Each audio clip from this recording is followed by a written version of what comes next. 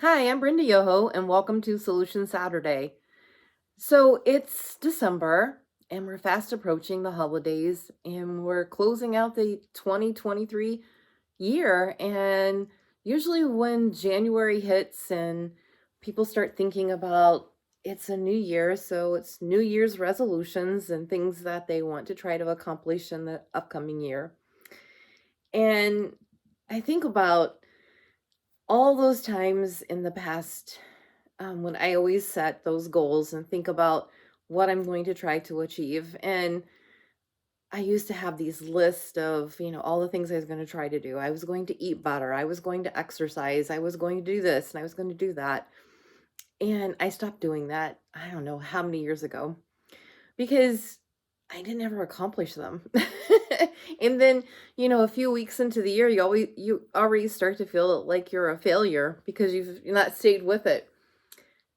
When I began coaching principals, I guess it's been probably about 10, 12 years ago.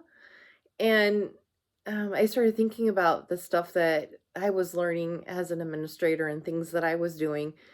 When you have so many things on your plate and you're trying to accomplish things, you don't want one more list of things to try to do. So I really started with narrowing that down, and I started with having people just focus on one word. John Gordon has a book about one word, and there's several books that are out there about one word, and there's a spiritual one that's out there about one word.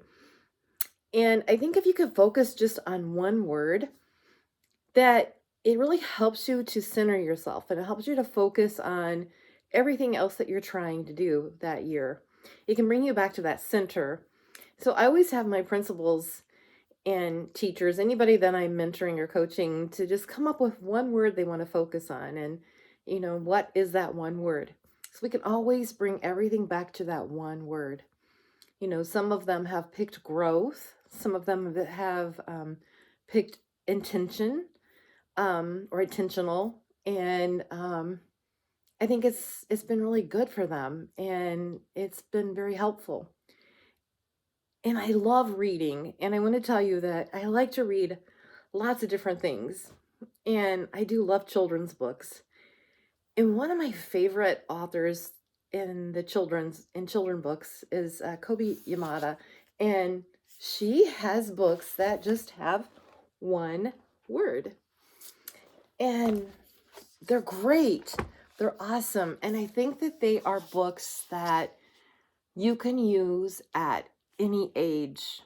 And when I look at them and I think about them, I think about how you can apply them to your school professional development. You can apply them to um, your kids, no matter if they're elementary, middle school, or high school. I don't care. I don't, because I love illustrations, but I think the opening line in her book of maybe, have you ever wondered why you are here? Yeah. So what does that tell you? That gives you a whole big thing of questions right there from the very beginning that you can talk about and ask about, because we're all seeking, I believe, our purpose, our why. Why are we doing what we're doing? Why are we here? Where are we going? What do we want to accomplish? What do we want to be? And we ask those questions at every point in our lives. And I had a friend, he was one of my individuals that worked for me, and we're friends. He lost his father, and in our conversation, he told me that his mother had passed away, and his dad had never recovered from that, and that his heart was just so broken because he'd loved her so much, and he just couldn't get over losing her. And I bring that up today because I have a classmate whose wife just passed away, and in his message I could feel the same kind of pain that my friend Carrie was describing.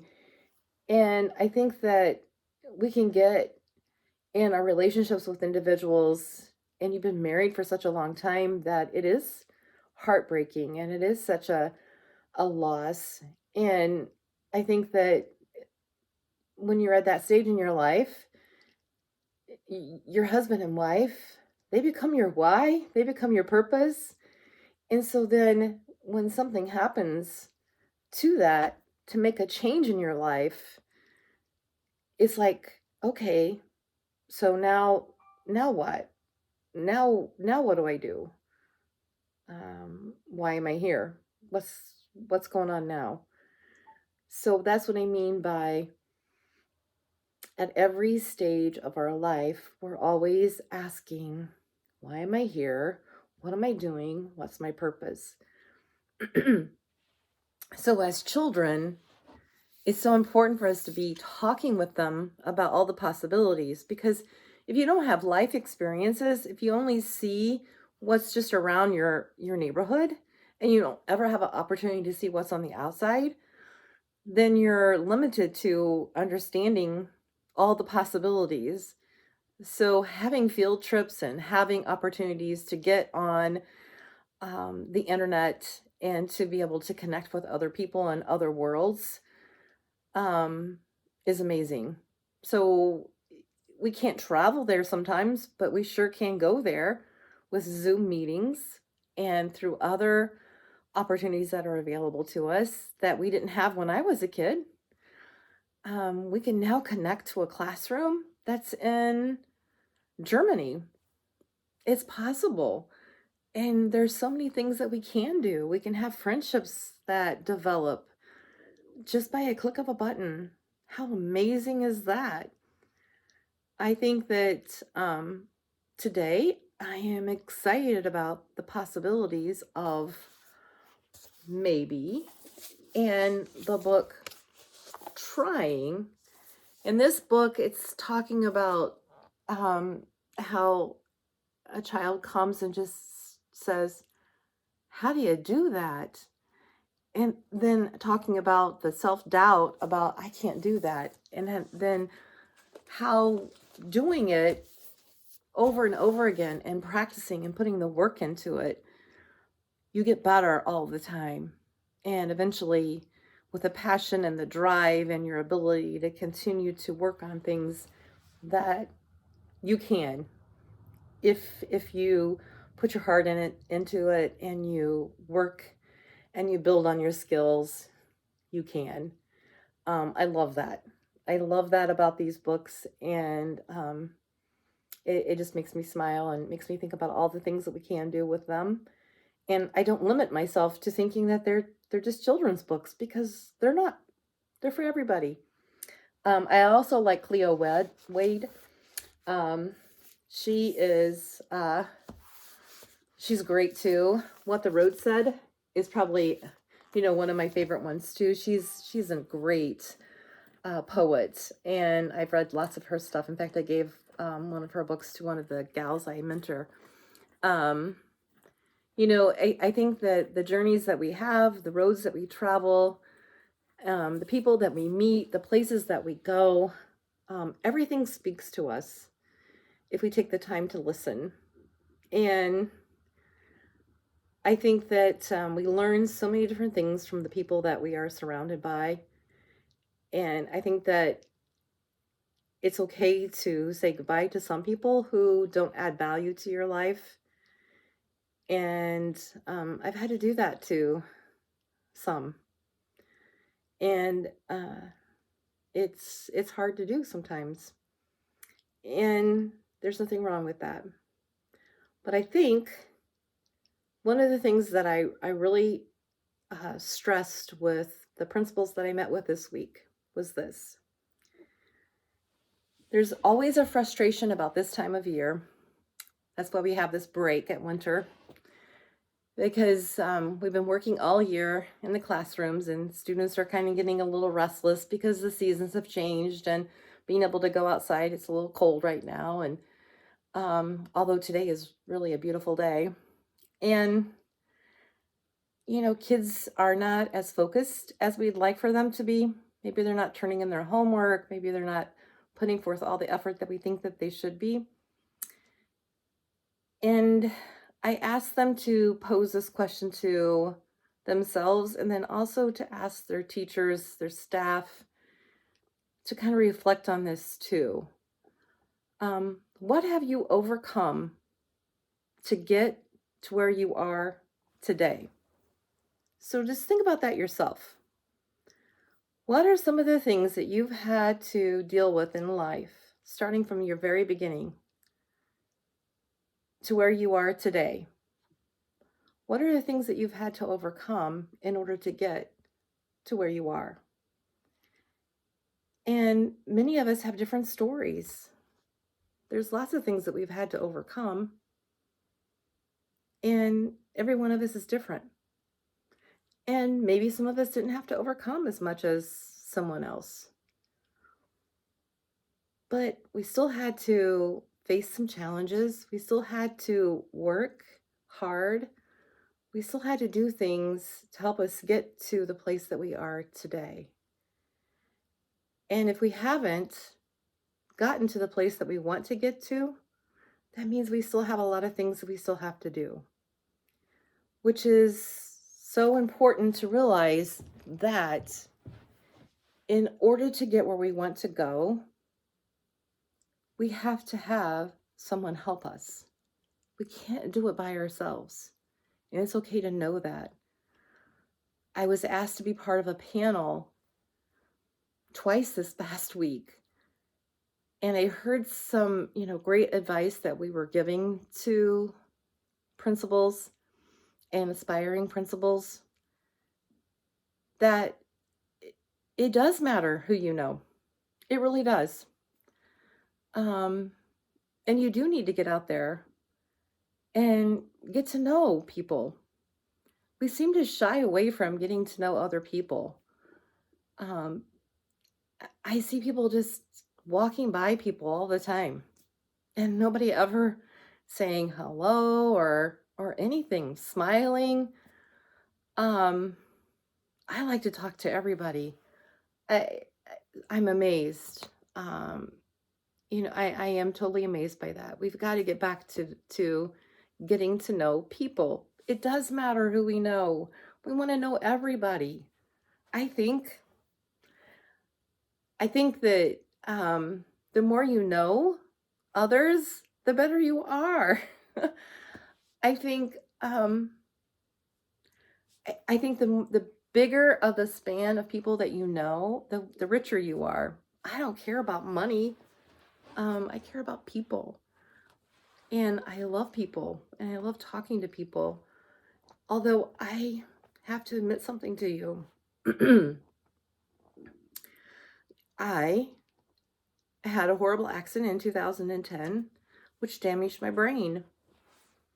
So I have a hard time remembering people, remembering faces and names and things. So it takes me a little while to kind of remember who you are. But I eventually come up with your name, but not right at that moment. So I can recognize who you are sometimes, but maybe not place you where your name is or where I know you from. And people are telling me it's probably because of my age too.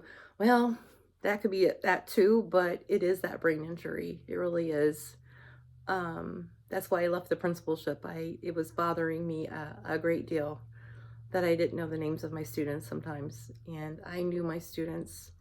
I knew every single one of them, and it bothered me when I did not. So, my solution Saturday is this. Number 1, get out there and get to know everybody. It is important. You do need to know who other people are. It is important to know other people. Number 2, recognize what you've overcome to get where you are today. And recognize that there are people who helped you to get where you are, and appreciate that. Thank them if they're still around. And help somebody else who's trying to get somewhere.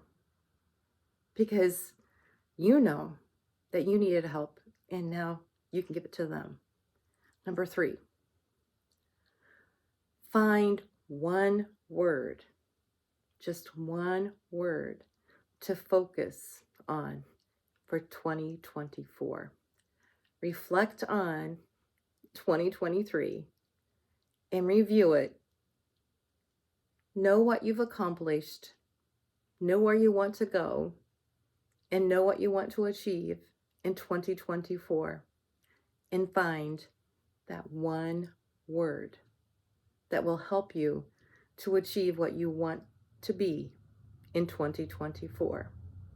Finally, pick up some of these awesome children's books and read them.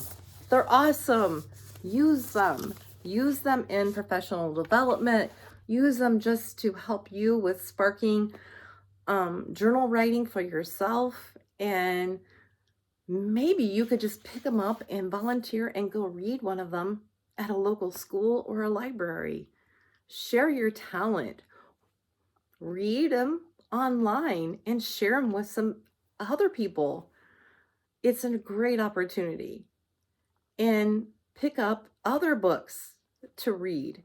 In the winter time is the best time to curl up next to a fire or a hot chocolate and read. I'm a little stuffy today. This week I had to go and get an infusion for my bones, and I think it zapped me just a little bit, so I'm feeling a little down this week, but I'm hoping to get back. I do want to let you know that I'm making this a little bit longer today because I'm going to take a little bit of a break. I'm going to enjoy the holidays with my family, and I'm going to turn off my social media for a little while so I can have some quality family time and celebrate, as we always do, the beautiful Christmas is my favorite holiday, and I will see you after Christmas. And I want to wish you the very best, many blessings for Christmas and a happy new year. Thank you.